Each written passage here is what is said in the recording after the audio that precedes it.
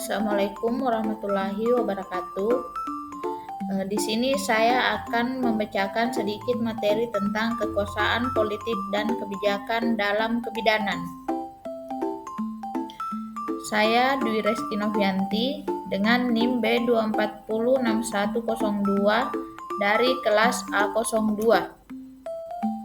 Selanjutnya, di sini saya akan membahas 3 pokok bahasan. Yang pertama yaitu dampak ketidaksetaraan dan ketidakadilan gender pada kesehatan perempuan dan praktik kebidanan.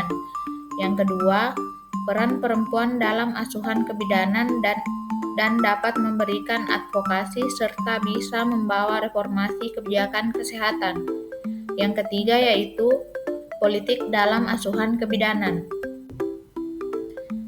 Yang pertama yaitu dampak ketidaksetaraan dan ketidakadilan gender pada kesehatan perempuan dan praktik kebidanan.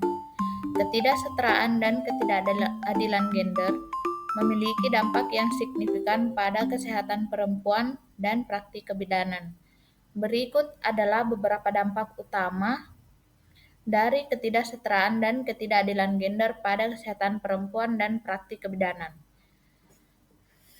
Yang pertama, dampak pada kesehatan perempuan. 1. Akses terhadap pelayanan kesehatan reproduksi. 2. Kesehatan reproduksi.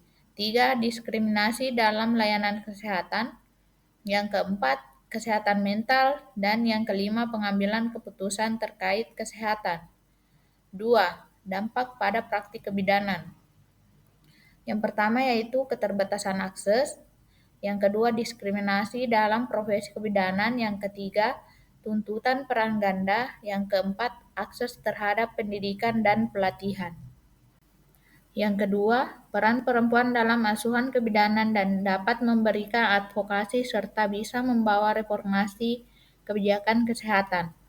Peran wanita sangat vital dalam membangun kehidupan bangsa, antara lain perannya sebagai penerus generasi, pendamping suami dalam keharmonisan rumah tangga, pendidik kedewasaan sikap mental anak, dan penunjang peningkatan pendapatan keluarga.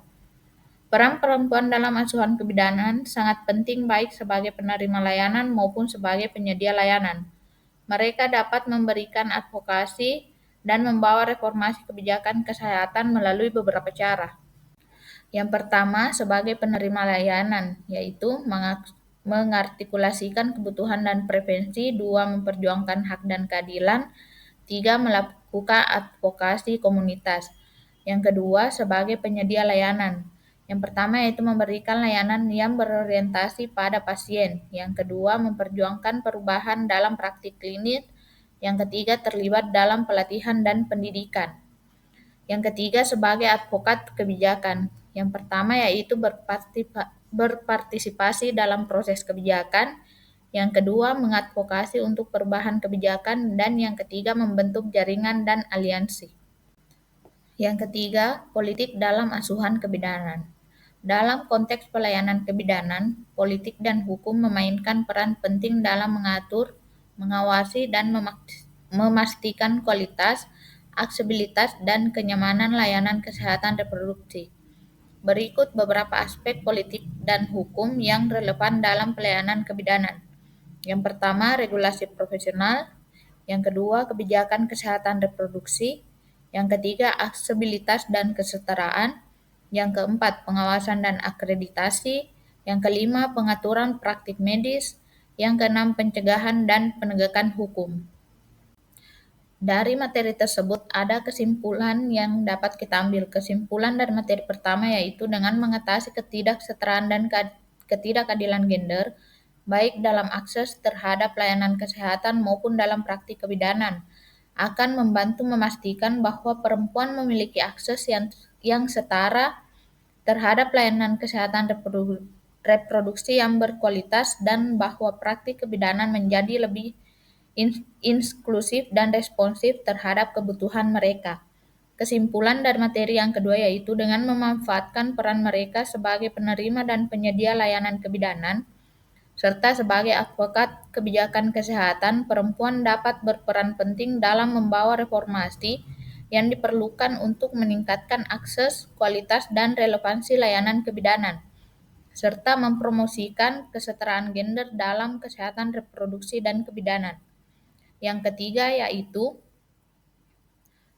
pentingnya politik dan hukum dalam pelayanan kebidanan, tidak hanya dalam memastikan standar kualitas dan keamanan layanan, tetapi juga dalam mempromosikan aksesibilitas, kesetaraan, dan hak-hak kesehatan reproduksi individu. Oleh karena itu, pengembangan dan implementasi kebijakan regulasi yang tepat sangat penting dalam pelayanan kebidanan yang berkelanjutan. Terima kasih. Sekian sedikit materi yang dapat saya sampaikan. Wabillahi taufiq wal hidayah. Wassalamualaikum warahmatullahi wabarakatuh.